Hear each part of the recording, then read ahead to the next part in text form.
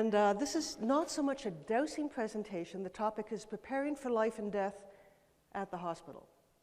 And there's some dowsing involved with it, but it's mostly my intention here is to create a discussion. You know, what are the taboos about life, life and death? And Ivan's ready to present. Did you want to start off already? Oh, we're passing the thing, okay. So Ivan Macbeth, my esteemed friend and colleague, is willing to share a very personal story, not in this moment, but when the time is right, he will, and perhaps some of the others of you can share something, because it's an important topic. Let's see if this is going. It's not going. Well, I may have to jump down here and change it manually, which is not ideal.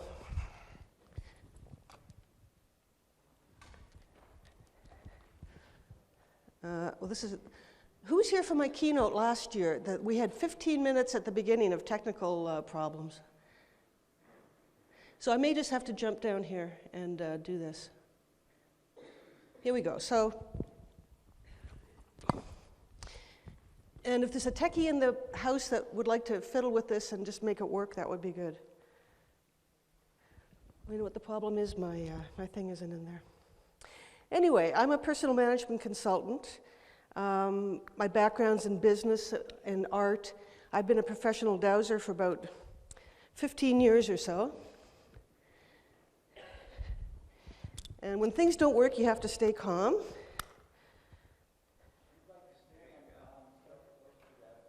Well, I just fixed it. So my background's in business.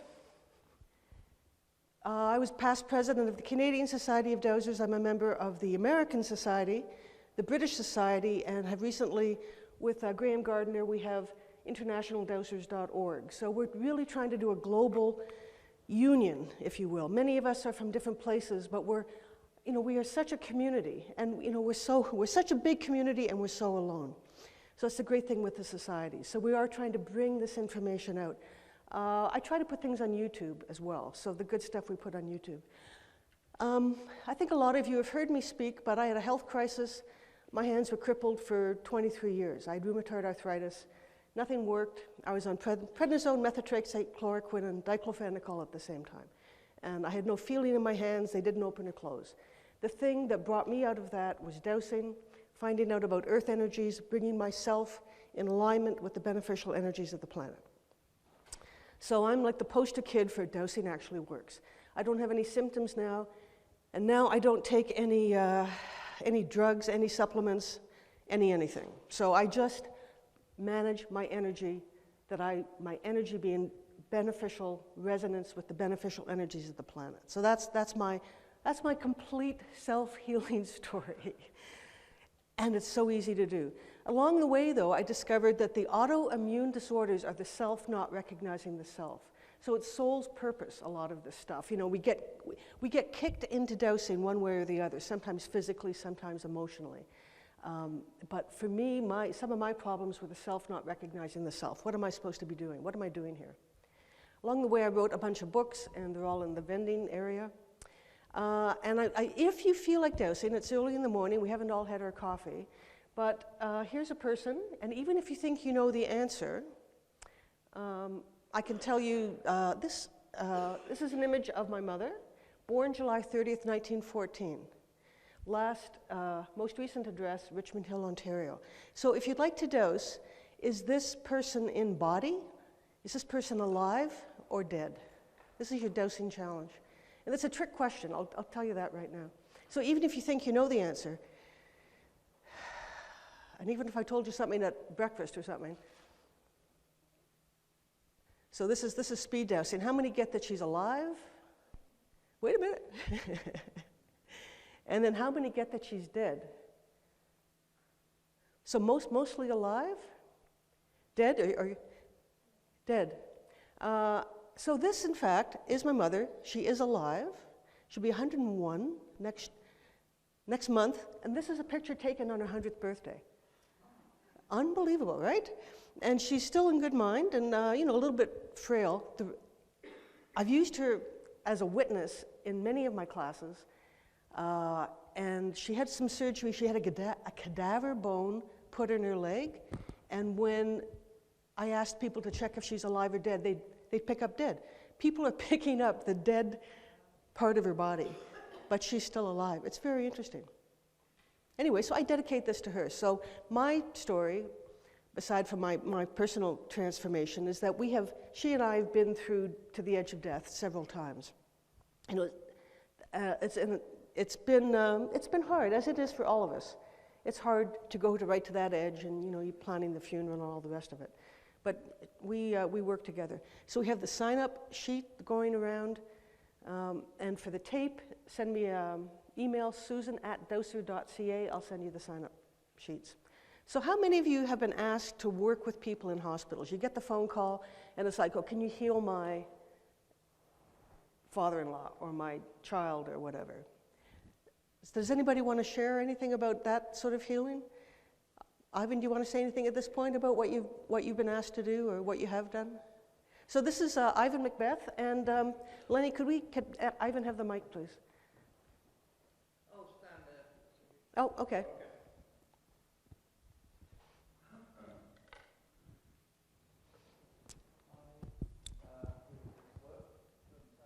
Oh, I think it's not on. There's Lenny, do you know there's a switch on the bottom there, I think? No. Oh, yeah. Yeah, that's it. That's okay. Okay, hi everyone, my name's Ivan.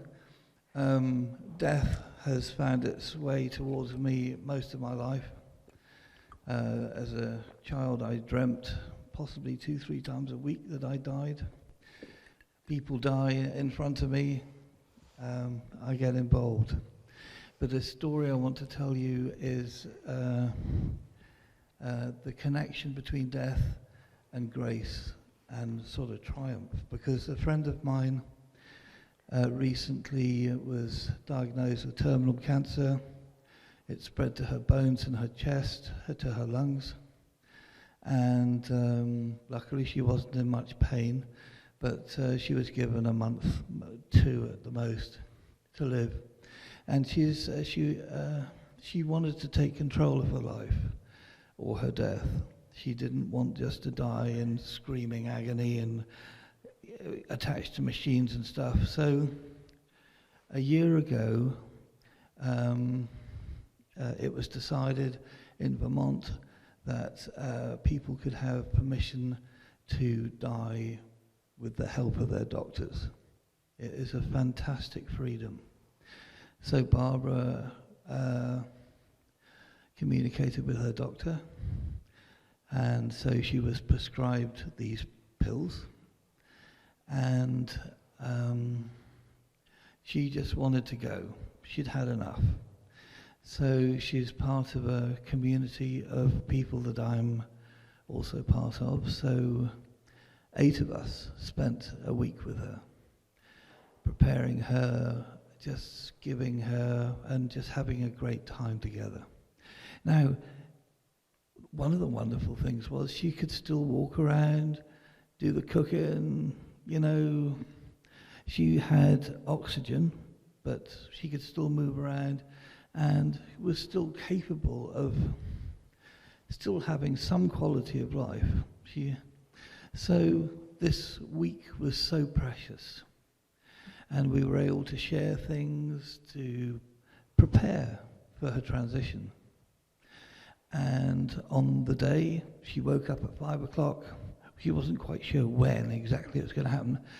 One day she woke up at 5 o'clock, said, "Today's the day." And so she made breakfast for us all. Outrageous.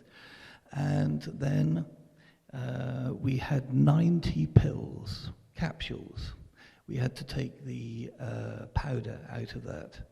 And so we sat around in a circle, and we sort of sang songs as we took the powder out and prepared it. And Barbara was also there. And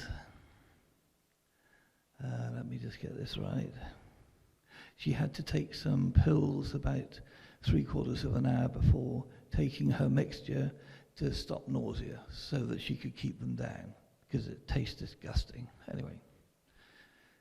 So she was emailing some of her friends and family until she was absolutely certain that there was nothing else that she needed to say.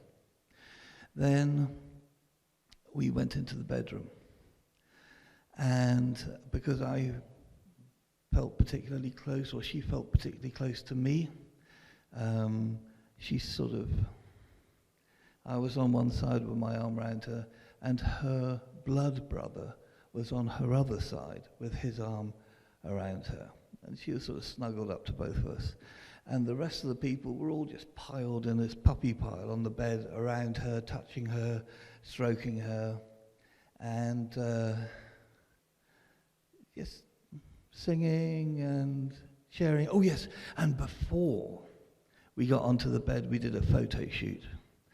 So there was this big sofa, and we sat down on the sofa, and she lay on top of us, going like this and posing, and it was a sort of mixture of giggles and sadness. Anyway, so we lay on the bed, and when she was ready, she took her mixture, and it took about 5 minutes. Absolutely no struggle, none of those horrible noises of breathing, sort of rattling and anything. The only thing that we noticed was that her head just, after about 5 minutes, just rested against her brother's shoulder, and after another 10 minutes, that was it. So she wasn't breathing anymore. So we called the nurse in, the hospice nurse, to pronounce her dead. The nurse burst into tears. She said, I haven't seen anyone look this peaceful in transition at all. There was just an aura around her. So then the women took over. They took off her clothes, washed her, and did all the things that people used to do when people died, which was basically plug all the orifices and just to make sure that everything was sorted. And they dressed her in the clothes that she wanted to wear. Then we put her into the coffin in the living room in honor, so that her friends and family could visit her over 3 days. And then on the third day, my wife and I did a little funeral service, and there were about 50 or 60 people there. And Barbara said before she died, I just have one regret. This was in April, not very long ago, that I just didn't make it to spring. So my wife bought a whole lot of hyacinths that were in bloom and smelling in that beautiful way, and she took the flowers off. So part of the funeral ceremony was people would take a handful of these amazing spring flowers and just throw them into her coffin. And then once we'd all say goodbye, we screwed the coffin lid down, and then it was my job to take her on her last journey to the crematorium, which was sort of slightly nerve-wracking because the coffin wouldn't fit into the back of the car, so it was sticking out the back with the back door up, and I roped it in, but you never know, you know.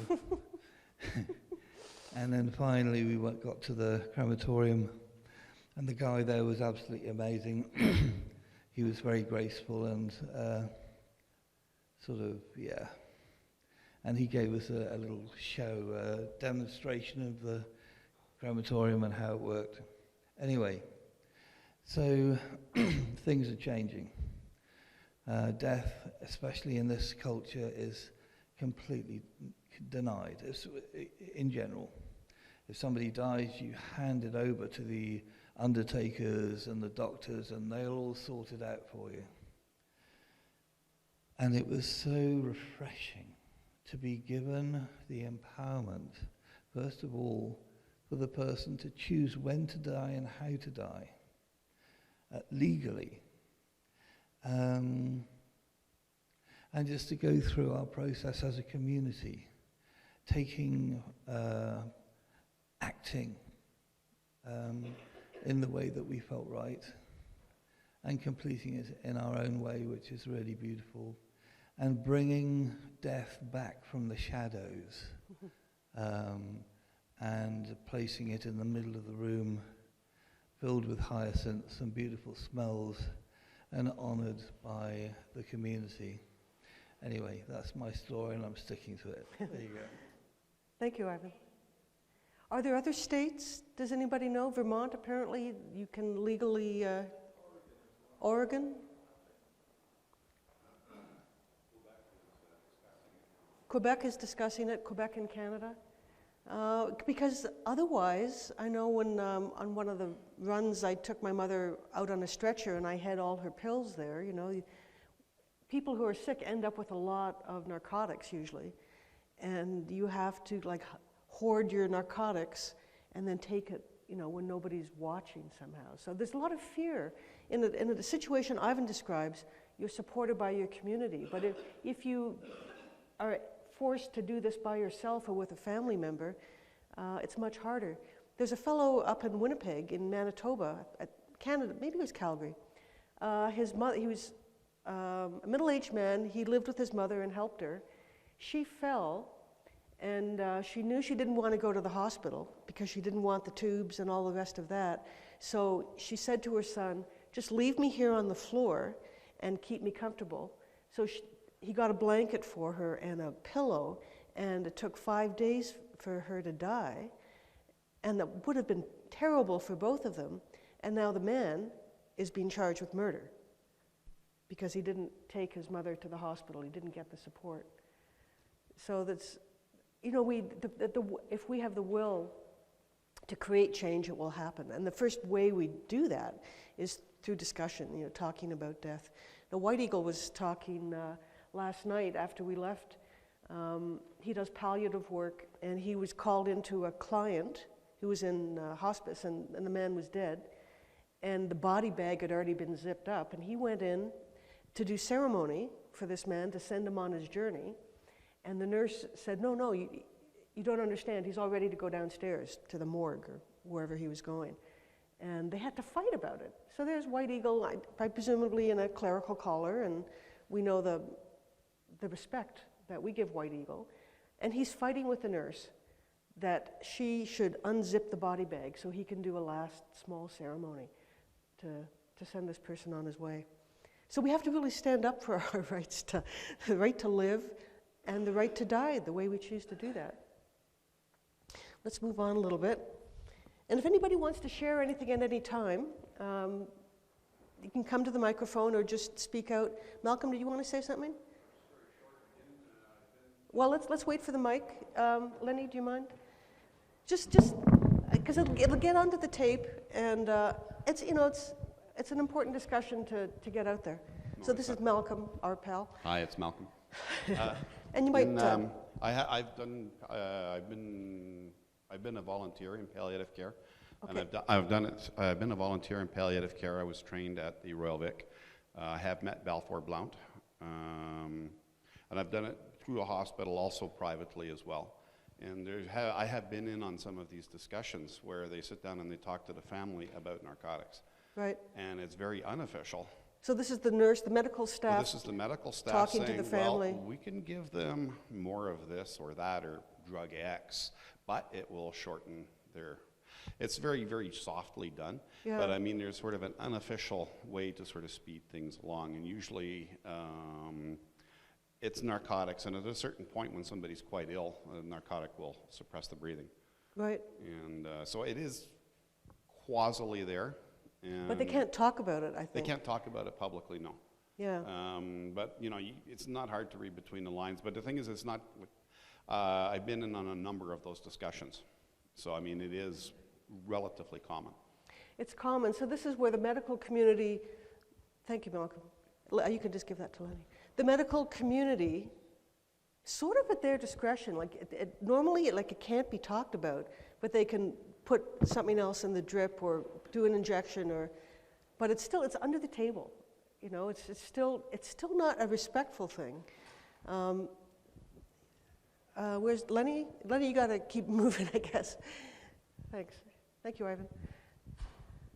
I took a medical ethics class at Worcester State about 2 years ago. And a lot of the debate was about how they choose ethically what they can do and what they cannot do. Okay. And they said, put the mic up a bit. as long as these drugs are administered in an attempt to alleviate pain, Okay.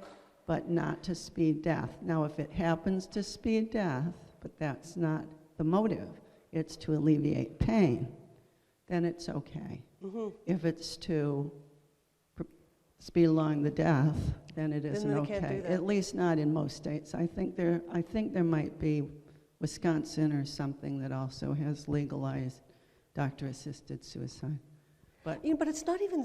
but then they have to go through all these hoops to prove that they're terminally ill, that several doctors have deemed they have less than 6 months, that they are not just depressed, that, it can't be depression. I'm like, I'm terminally ill. You don't think I'll be depressed? I might be. I think I'm depressed. Et cetera, et cetera.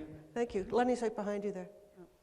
This reminds me of another case up in Canada, and this is a thorny issue, where the daughter was severely disabled, and the father killed her, basically out of love, because he believed her quality of life was not worth living. And who are we to know? It was a rural family. And then when the police came, he called the ambulance, called the police, and he was naive enough to kind of admit that he had done that. So Robert Latimer, he spent the next 10 years in jail, and I think he's out on parole now, but he lost his family, and people vilify him. We get into the rights of the disabled. Who's the one that's going to decide? So I think when it's conscious, when the person is of their own mind and can choose it, it's simpler, but into the rights of the disabled, that's very difficult. Who's to say when is the right time? There's so many complex issues that are frightening almost. Let's carry on a little bit. Key concepts, I think, in all of this, no one here gets out alive, right? Like, we're all going to die. So it's either ourselves. If we can work this out now while we're of sound mind, then our deaths will be good too. We can take control of our lives, and we can take control of our deaths. It's a good time to do it. So speak to your children. I've even told my children now, they're 23 and 25, they should get their wills ready. Because, they have a little money, and, it just should be like you go to the grocery store, you go to the haircut, and you do your will, and you do your physical power of attorney and your financial power of attorney. Like, at what age do you start thinking about these? Let's see if I can. Another person in my family recently died. The wife died 10 years ago. He died in the spring, and we said for years, they're in their 70s, late 70s. We said for years, oh, you guys should get your wills together, and they never did. Finally, on my uncle's deathbed, he gets out a piece of paper and he writes it. Very neat writing. It's his writing. He writes out his will with where he wants his house to go, but it's not witnessed, and it's not valid. So he lost control by refusing to talk about it. Even within the family, he lost control of his estate. So we can allow what is happening, like let's get out of denial, and difficult circumstances teach us how to be human. I always say having children teaches us how to be human, but these difficulties teach us how to be human. They give us more of an appreciation for our lives and our deaths. Dowsing can help. I think dowsing can help everything. So, can I say this? You see, this is even hard for me to say. I can't really say the next thing I was going to say, so I'll make it theoretical. Theoretically, that when someone is unconscious, and then they're at the end, they can lie there in a coma for a long time, and they can't express their will. We know that people are listening, even if they're unconscious. We're all pretty sure that something in them is hearing us and appreciating us. listening to us. And they're transitioning too, but they're still here with us to some extent. But they can't verbalize to us. So you can use your dowsing to determine, is it appropriate for me or for the community to help them? And this is not with medical intervention, but with speaking to the subconscious, speaking to the body, and asking what they want, and then helping them leave. You know, the worst thing we can do generally is lie on the bed and say, oh, don't leave me. The other thing in vows, some wedding vows are till death do us part. That's a good one, because at death you get to move on. But for the people who vow, I will never, ever, ever, ever leave you, then they have trouble moving on. They get stuck kind of waiting around. I'm sure some of you working with spirit are finding conscious beings kind of stuck in space and time, and that spirit is waiting for their spouse to die. But when you go into our real dimension, you find out, well, that person already died long ago. So the bridge is broken.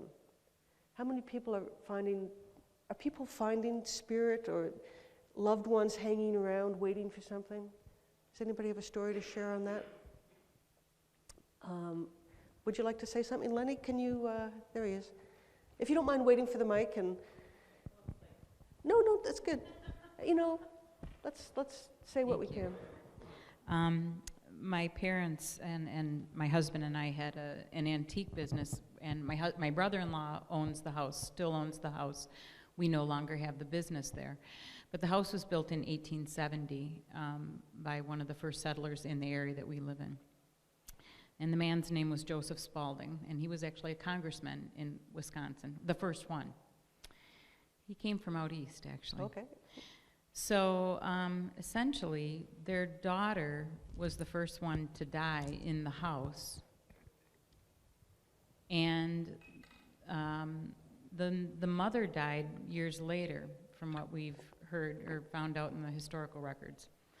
And the house is filled with ghosts. And these ghosts are known. I mean, we talk to them by name. This is the house you were living in? This is the house that my brother-in-law owns that we had an antique business in. Oh, that's great. So there were several businesses that didn't make it because they couldn't handle the ghosts. And the ghosts could be either friendly or not.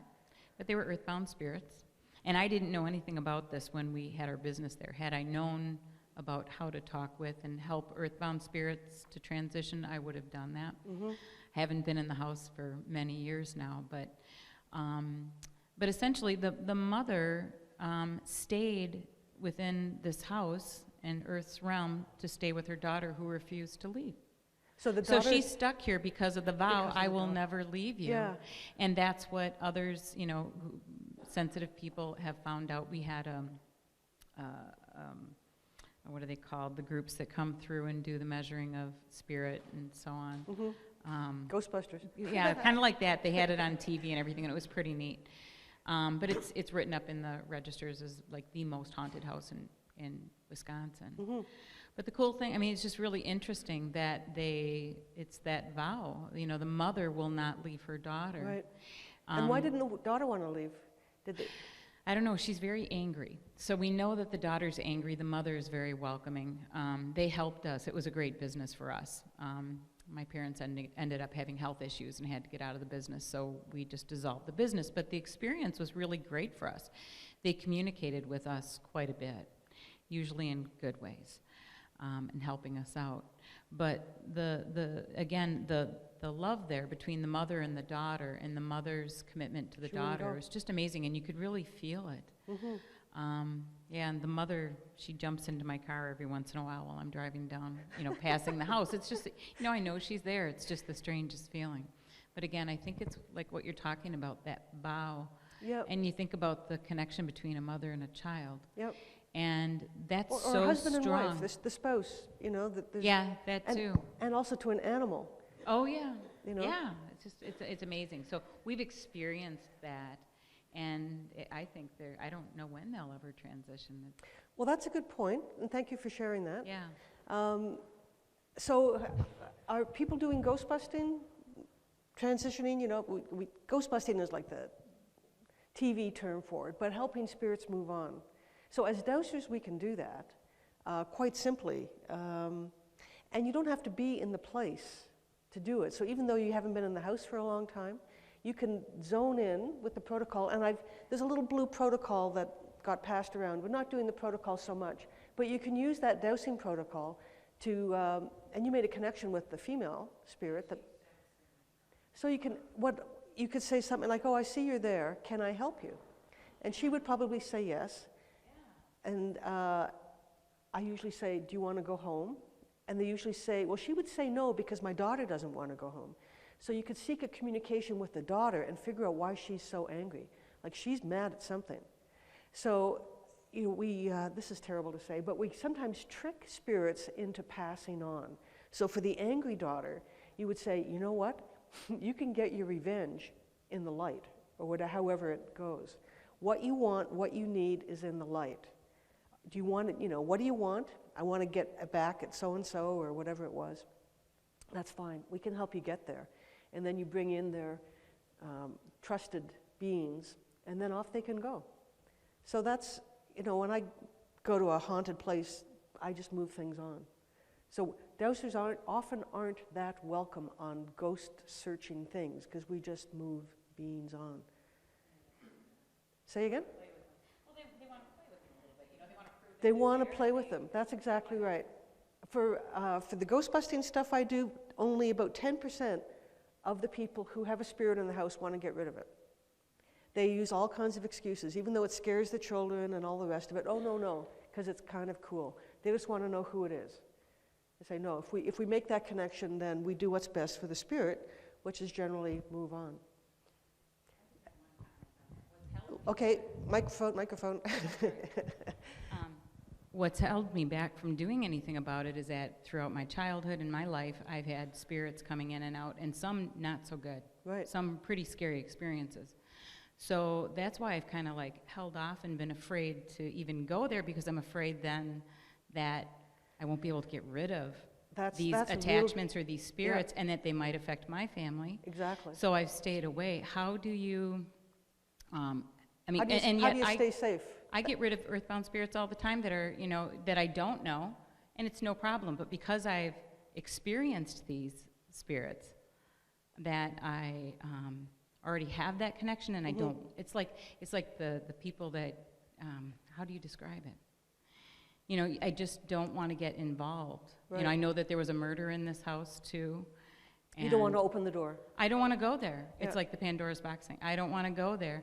But at the same time, I do feel obligated that I know that they're there, and now that I have this tool, and I know that I can help, how do I do it safely, without bringing them into...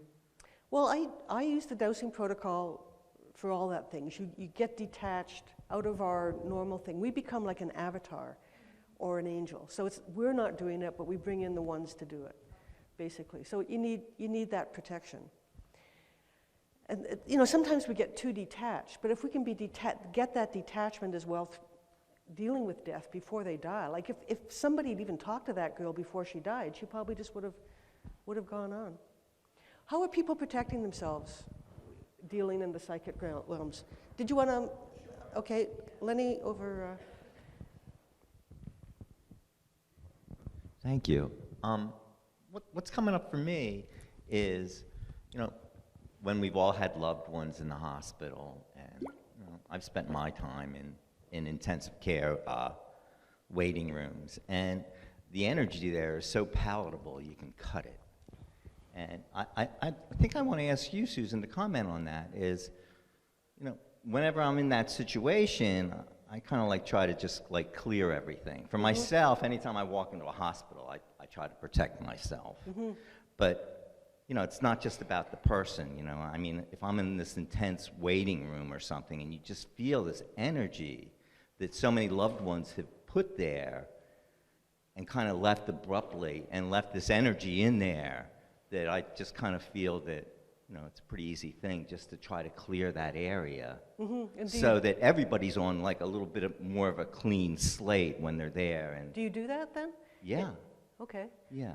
So I just wanted to ask you to comment on all this other energy that's swirling around when you're in a hospital with a loved one. Right. And you got to kind of take care of that too, I think. Right. Well, with my mother going into the hospital so many times, and over years, she spent years in the hospital, and it finally occurred to me to ask Spirit, or to figure out that Spirit wanted me to do some work in the hospital.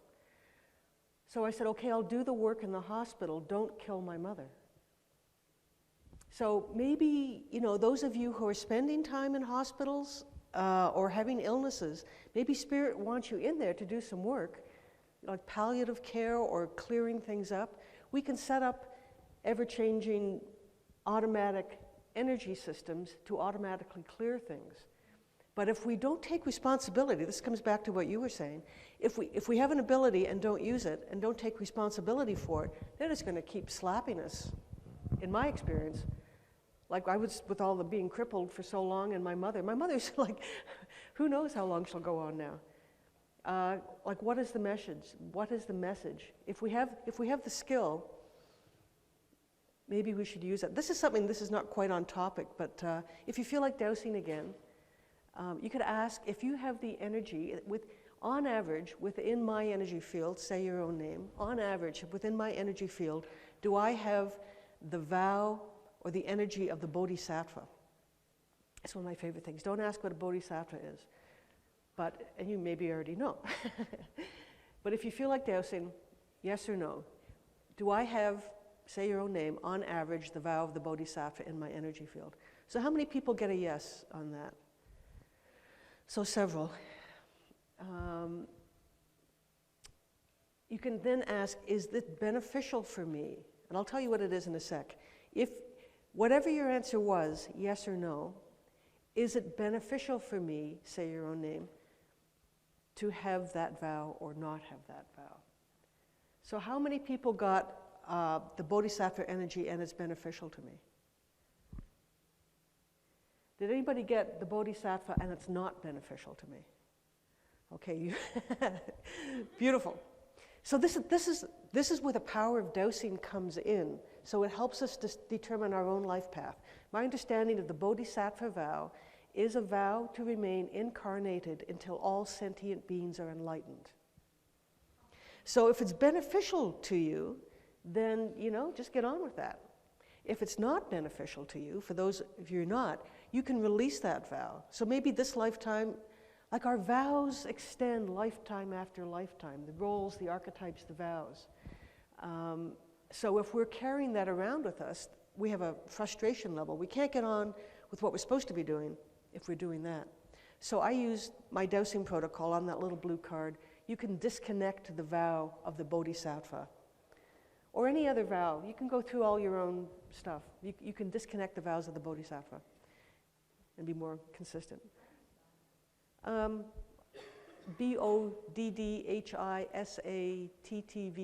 I think. It's a Buddhist vow. So how do you get ready to dowse? I do this protocol. Yes, ma'am. Lenny, thanks.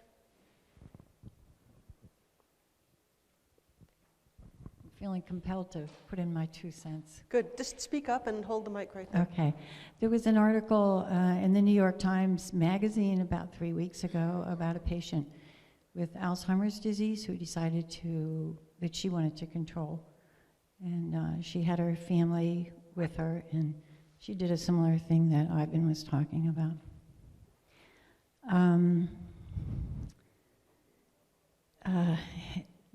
This topic makes me uncomfortable because I think... It does, yeah.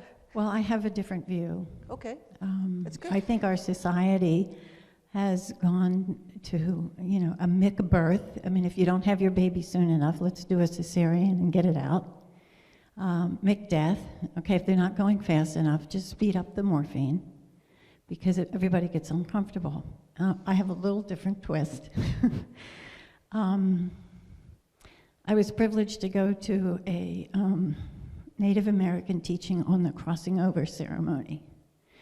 And it's with candles and crystals. And the person that taught it said it's an analogy of turning on the runway lights so the spirit knows how to exit and where to exit. So my personal experience, I have an Aunt Sheila that had Alzheimer's disease, and I did the vigil with her And I was with her for a week, and I played opera, and we prayed, and she went naturally. And I just think that there's a sacredness to our passage and our death that needs to be recognized in our society and honored. This just happens to be my personal opinion, but I think we are in severe danger right now because the Alzheimer's rate is increasing. And I, in my personal experience as a chaplain, as a nurse, a Reiki person, I really feel very strongly that we need to honor our natural passing. But I also, as a chaplain, respect other people's views and their right to their own way of passing. I don't try to judge anybody, but I just like to put in the other side of maybe a natural death is kind of beautiful and sacred. That's just A the way I feel. natural death. Yeah. Thank you for sharing that. There's Lenny there. Right, Lenny, right there.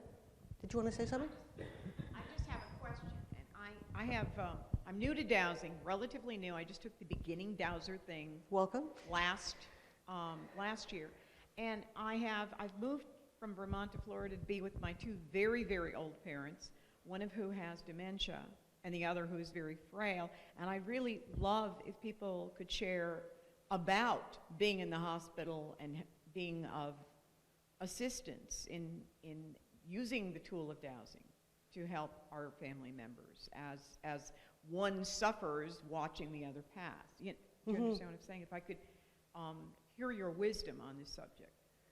Does anybody want to talk about that? So it's how to help your parent watch their spouse die, basically, or lose them, Whichever Yeah, whichever. Does somebody did you want to say something on that? No? I personally think it's just having a frank conversation. Like not, did you want to say something? Can we, Lenny, thanks. Hang on for just 1 sec.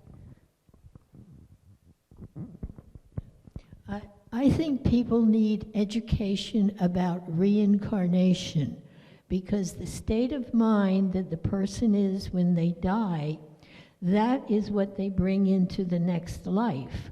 And I believe that a lot of the problems with newborns today are this terrible death that they face before they leave, and they bring the memories back into the next life. I know a minister very well who is on his deathbed right now, and he's experienced deaths and everything, and he knows that he's dying, and he's taken to his bedroom, and he's in private, and all he does is read the Bible and prepare for what is coming. And I think this is a beautiful thing. So it's helping the person to find their own truth and to find peace and go into their beliefs. Exactly. In order to exactly be calm at the end. That's very Buddhist as well, right? That you meditate on your death, right? Any Buddhists in here? I think Buddhists spend quite a bit of time meditating on their death. So in that moment of death, they're okay, and then they can beautifully move. Yes. Thank you. But I think having the discussion, Lenny, behind you. My husband passed away 2.5 years ago, and he'd spent 10 years going through congestive heart failure, then COPD, then he went into kidney failure, and his liver was challenged. And were you caring for him all this time? Well, I was with him. I'm not a nurse, but Right. but going back and forth to the hospital often, and changing the dealing with the changes of meds, or the doctor said this, get this kind of. It's all the appointments, right? Yeah, And the get this kind of pharmacy. bandage, get this kind of nutritional drink, get this kind of, salve or whatever. He He had a back surgery that left, that he got a staph infection in, and then he was in chronic pain for the next 6 years of his life. So it was pretty tough. But, you know, and the whole time before all this happened, he would say, I just don't want to be connected to tubes. I don't want to live that way. My brother and I have made a pledge. If it comes to that, we'll each pull the plug for each other. Mm-hmm. So, anyways, finally, he got a squamous cell cancer on his leg, and they did a skin graft. And I think that was the straw that broke the camel's back. And he ended up, about 2.5 months after that, ended up in the hospital. And a doctor that deals with many of the elderly places in our city said he's ready for hospice. And there's not, you know, he's got so many pain signals coming from so many places in his body that really I mean, if you want, he said to me, if you want, we can try some things, but he is in total pain. And so the doctor said that to him? No, to me. To you? So then for like the next... Wouldn't it be his decision, though? Like, wouldn't the doctor say to the patient? See, I think once...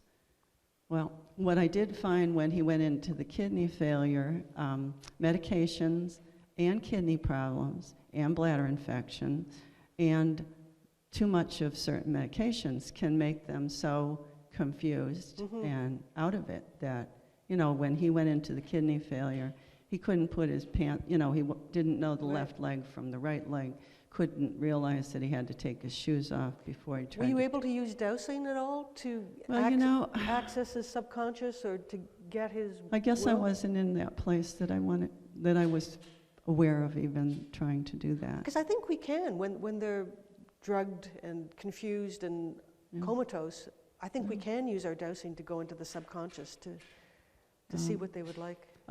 I'm sure we probably can, but I guess I just wasn't in that place to use that tool. Yeah, I think we can use that tool. But so when the time came, you know, I said, well, if it needs to be, then, you know, I don't want you to go to extreme lengths.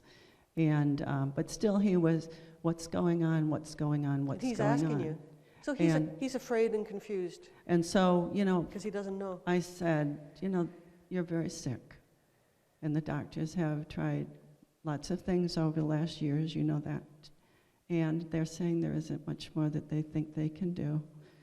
And so I said, when it's your time and you're ready, you know, I release you.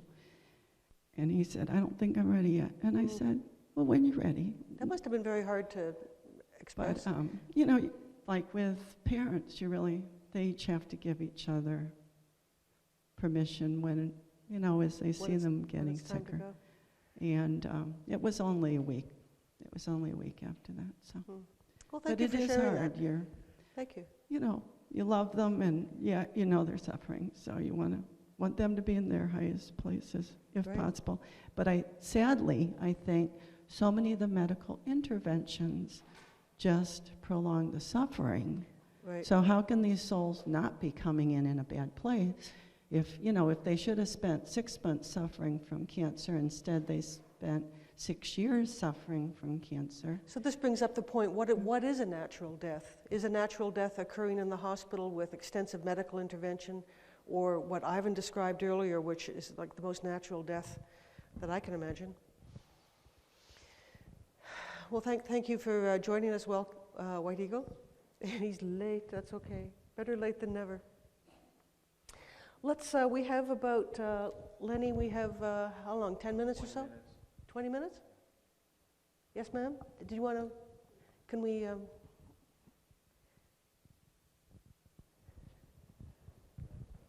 what time do we end? Just a second. Yes, sir. I do palliative care and hospice work, and I've read a lot of books in the last 10 years on this work, and I think the one, excuse me, that makes the most impact on myself and those that are trying to transition, and for the woman who asked about those that are watching a spouse go. And Or her we can parents, her help, parents. we can help facilitate that as Dowsers, in that there's 4 questions or 4 things that matter most at the end of life. And actually, we should start long before the end of life. Okay. But it's, please forgive me, I forgive you, thank you, and I love you. And we can ask the person, is there someone that you feels offended you, that you need to give forgiveness or to forgive? And then allow them to mentally resolve that, and then go to the next question. Can you Is there- repeat all 4 questions? Sure, it's, please forgive me, I forgive you, thank you, and I love you. And once those questions have been asked and answered by the spouse and by the person who's trying to transition, they sort of allow each other and to accept and move on. And we are simply the healing presence that's with them. Okay? I hope it helps. I think that's beautiful. Thank you. Ivan's got a comment on that?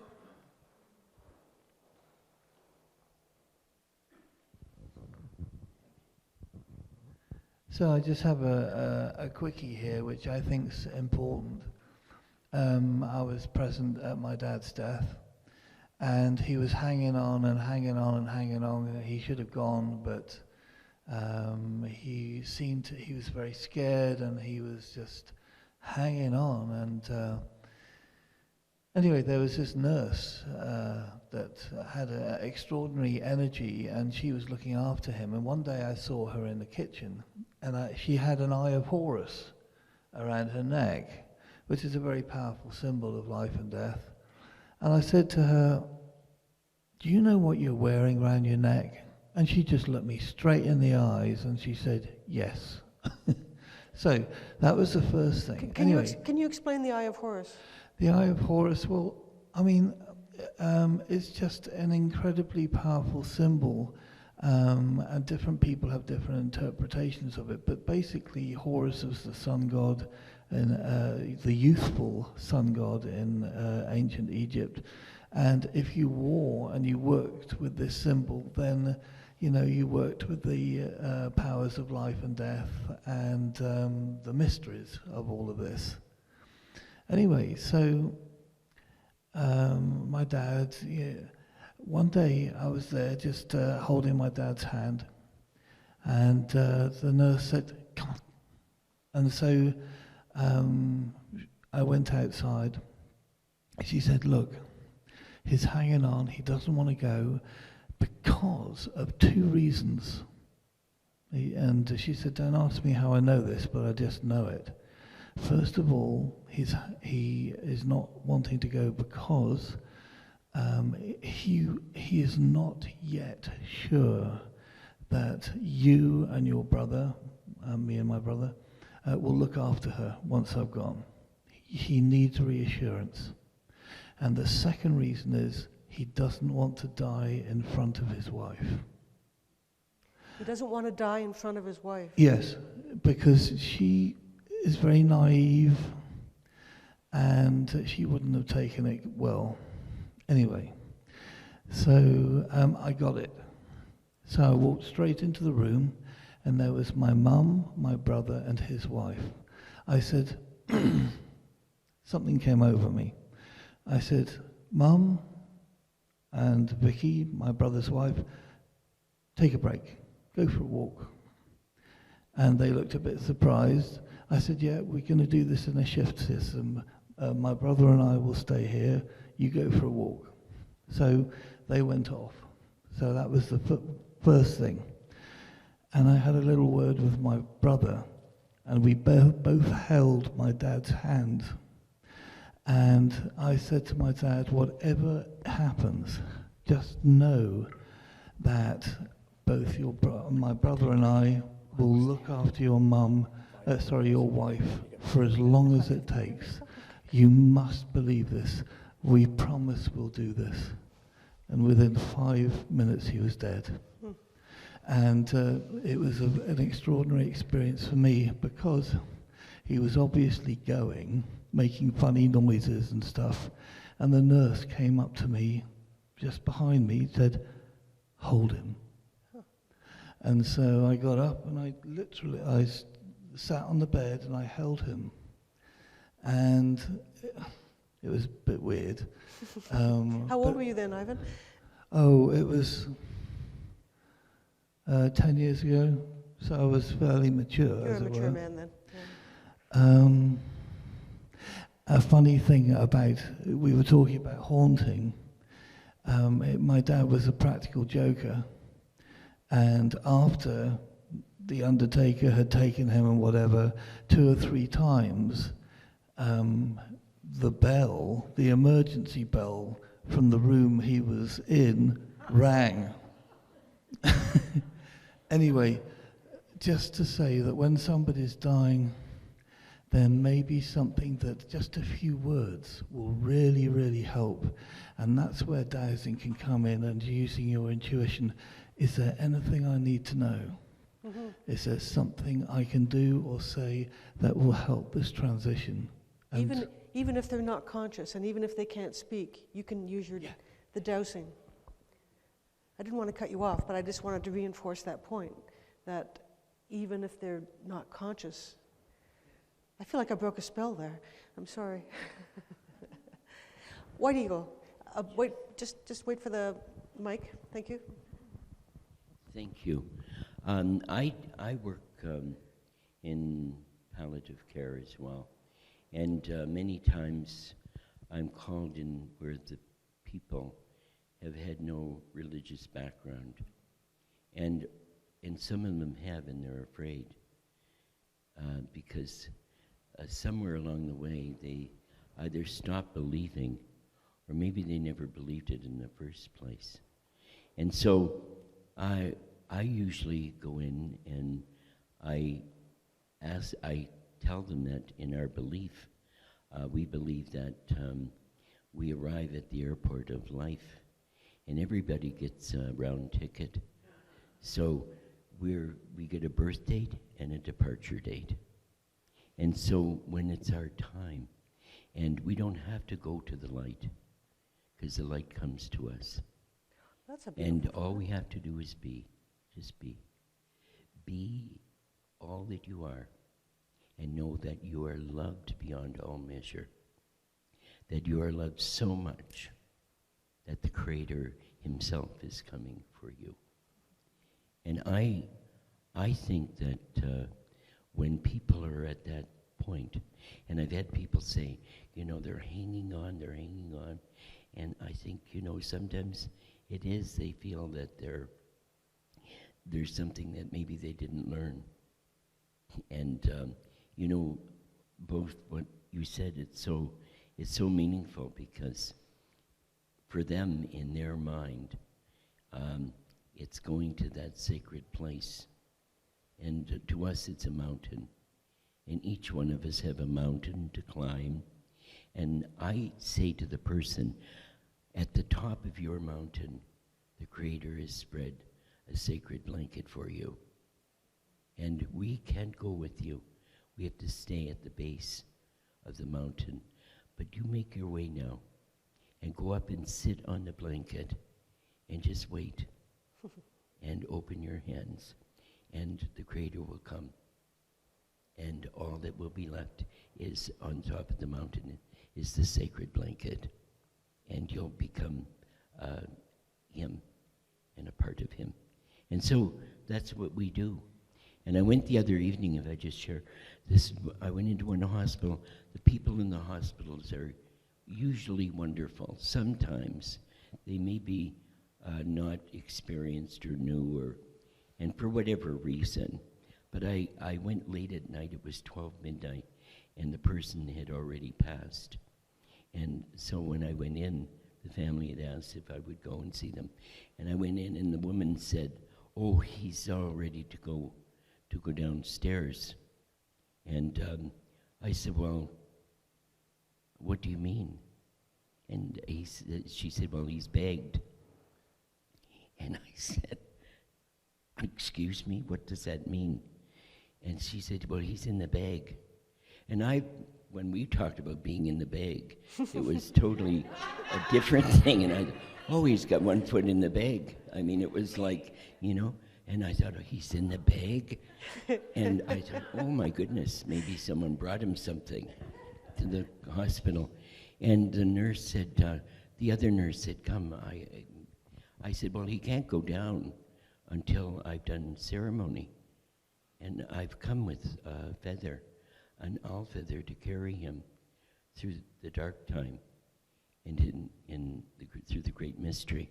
And he said, she said, oh, I'll come into the room with you. And I said, if you just stay here, and then we'll open the bag. Let's open the bag.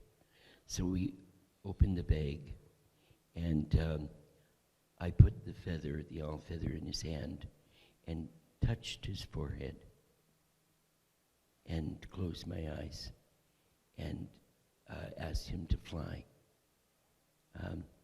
into the darkness and be free. And I said, that's all there is. That's all we have to do now. He's gone. And you can take the canoe and lay it up on the bank. He's gone, because we all get a canoe, eh? Mm-hmm. But we don't get a paddle, because you'd want to control. And we'd even want to control our deaths. And the Creator says, no, no, no. Your arrival was it was just, nobody could do anything but just be. And when you were born, it just happened. I mean, the body knew, and you came. And it's the same way as we leave. And it's wonderful. So it's just being, just allowing ourselves to be. You know that song the Beatles sang, Let It Be? Mm. When I find myself in times of trouble, Mother Nature or Mother Mary comes to me, speaking words of wisdom, let it be, let it be. And in my hour of darkness, there is still that chance that they might see. And just like your father, it was like his time to see. And his seeing was better probably then than it had ever been in his lifetime, because he saw the things that were really important. So thank you. Thank you. White Eagle, I want to ask you a technical question. How long do you think the spirit stays with the body after it stops breathing and the heart stops? Where is the spirit for the next little while? Yeah, we believe. We believe there is no time, so that in truth, 1,000 years is the twinkling of an eye. So we stay here. Many will stay on this realm until they visit all the people they need to visit, and they know that they'll be fine, because they already see beyond, and they know they're fine. But some don't move on. Oh, yeah. And why don't they move on? I think that, but some get stuck. Yeah. And I think in their stuckness, they want to hang on. It's like people that still remember, and they say, oh, can I just, for smokers, can I just have one last puff? Can I go out for just one last toke? And that would be enough to keep them earthbound? Oh, yeah, the physical. So you have to connect all the physical, spiritual, and mental body together. And those questions are so powerful. I do that and ask them, for those that have harmed us by thought, by word, by deed, I forgive you, I forgive you, I forgive you.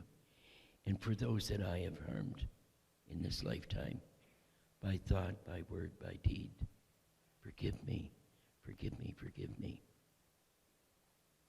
And thank you, thank you, thank you, Creator, for your unconditional love. Good. Beautiful. Thank you so much.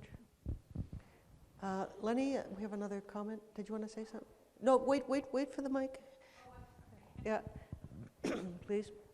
White Eagle, I had a question for you. Please hold the mic up. I have a question for you regarding that comment that you just made about spirit, like staying here and you having no time, no concept of time. And we work in our dowsing trying to help the spirit. You know, if we locate an earthbound spirit, we try to help them into the white light. Should we ask? I don't usually ask. If they want to go? If they want to go. I mean, if they're a good spirit and they're not somebody who's here to hurt anybody. Well, sometimes they're afraid to go. But my thought is everybody should go. Like, that's what I would think. This is our human being time. Like we're supposed to. And then we should go to the next being time. Lenny, can you? Okay. We've got 5 more minutes, so we've got to get all the pithy stuff out here. But no, this is good. Just that I believe that every person their passing is unique to them and is special, and it's their time. And whatever happens, if they want to, sit up in bed, or they want to lay down, or they want to hold hands, it doesn't matter. I really don't think the important thing is to know that they will, transcend, and it'll be most perfect. But the ones who are stuck, she was saying earlier that she's... Well, I think they are, that's part of their journey, and I think, but they will ultimately transcend. Well, they've been here for 100 years or so. Oh, yeah, but there is no time. So 1,000 years is the twinkling of an eye. Well, I'd like to just keep people, I feel like a traffic cop, Maybe I'm going too fast with this. Yeah. But I ask generally, does the spirit want to go? And if not, why not? Yeah. And often they're afraid of something, or they've forgotten the forgiveness, or there's something they have to do. So we try to facilitate that. Are you ready to go now? Yeah. And they always do. Yeah. I try to figure out what it is they haven't forgiven or haven't released. Yeah.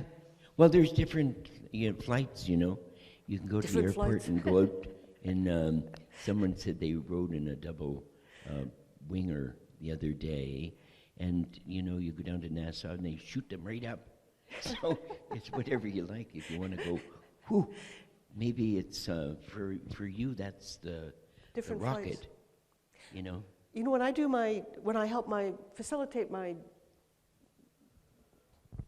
beings, I ask them how they want to go. Yeah. Sometimes, if it's from olden days, they want to go on a train, or they want to go on a bus, or the rocket, or whatever it is. Like, how do you want to get there? Yeah. Once we had to create a whole spaceship, and then that was fine. Yeah. Like, this being knew how to get here. It got here, like sort of crash landed. Didn't have the spaceship to get home. Okay, well, let's make your spaceship. And they go. So, dowsing plus imagination is pretty cool. So whatever you're finding out there, you use your tools. May I, can I, should I? Is it appropriate to, for the best and highest good? And then as they're dying, if they haven't had a chance to do the forgiveness questions that we've had, find out if they want to die in front of somebody or privately. Where do they want to go? Where do they expect to go? And after they're dead, do you have everything you need? Sometimes they come back and they become our guides. They come and go. So with dowsing, I think it's just a tremendous way to be able to interact. But the main message here is let's not be afraid of death. Let's make the best life we can, and then the best death we can, and do the service to our community of being able to talk about it without it all being too weird. Sex, drugs, money, death. It's the last taboo or something. So I think we're about done. I'd like to thank you for coming. And wasn't it interesting last night, if you were here for the opening ceremony, that when White Eagle called for names, there were so many names of people who had died in the last year or were maybe transitioning. So I think I appreciate your honesty. I'm going to write up the notes I had and what we've said today. And if your name's on that email list, which hopefully is somewhere there, I'll send it to you. If you don't hear from me, send me an email in about 2 weeks, and I'll send it out to you. Is there any last word anybody wants to say? God bless. Let's just do that. So for all those who have transitioned or are transitioning, we ask that each being have the appropriate energy that they need, that they may move into the next phase with grace and with ease, and that we may learn the lessons that we are meant to go on and help others. So thank you. Thank you.